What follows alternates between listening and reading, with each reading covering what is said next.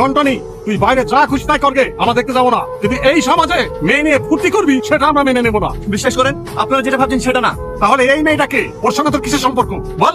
চুপ করে থাকলি যে, বল ওই মেয়েটা তোর কে হয় বল? ও আমার বউ, ওকে আমি বিয়ে করেছি। এই তোমরা চুপ করো, আমি দেখছি। ওই টনি, তুই কোথায় বিয়ে করেছিস না করেছিস আমরা দেখতে যাবো না। এই সমাজে থাকতে হলে সমাজের নিয়ম কানুন মেনে বিয়ে করতে হবে। ঠিক আছে, আমি আপনাদের কথা বলেন, কালকে ওকে বিয়ে করবো। ঠিক আছে, কালকে দেখা যাবে তুই ওকে বিয়ে করছিস কিনা। এই তোমরা এখন সব বাড়ি চলো। আজ আমার জন্য আপনার মান সম্মানের অনেক ক্ষতি হয়েছে। আমি চাই না আপনার কোনো ক্ষতি হোক। আমাকে কিছু টাকা দিন না, আমি অনেক দূরে চলে যাব।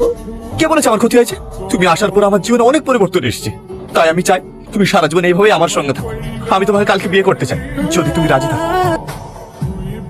আরে বাহ গুরু, পাঞ্জাবি পরে তো একদম তোমাকে হিরো লাগছে। ড্রাইভার বলে মনেই হচ্ছে না। এই সময় আর কি মানুষ তো শুকুর বস। মৌলানা সাহেব, বিয়ে পড়ানোর কাজটা শুরু করুন। হ্যাঁ করছি। পণ্ডিতপুর নিবাসী মৃত জাহাঙ্গীর শেখের পুত্র টনি শেখ 10,001 টাকা দিনমোহরের পরিবর্তে তোমাকে বিয়ে করতে রাজি হয়েছে। তুমি কি রাজি আছো? বলো মা কবুল। বন্ধ কর এই বিয়ে, এই বিয়ে হবে না। কেন স্যার, এটা তো প্রাপ্তবয়স্ক, বিয়ে হবে না কেন? প্রাপ্তবয়স্ক সে ঠিক আছে, কিন্তু এই ছেলেটা মেয়েটাকে কিডন্যাপ করে এনে চুরি করে বিয়ে করছে। মিথ্যা কথা স্যার, ও নিজের ইচ্ছা আমার সঙ্গে এসেছে। হ্যাঁ স্যার, আমি নিজে নিজে ওর সাথে এসেছি। স্যার, ওর কথা বিশ্বাস করবেন না, মেয়েটার মাথায় সমস্যা আছে। না স্যার, আমার মাথায় কোনো সমস্যা নেই। এই, তো চাচাকে মাসে মাসে টাকা পাঠাতে হয়। দেখো মাসি, মেয়েটাকে জোর করো না, ও কিন্তু নিজের ইচ্ছা আমাদের সাথে এসেছে। এই তুই চুপ কর। কনস্টেবল, এদের দুজনকে নিয়ে চলো। স্যার, স্যার আপনার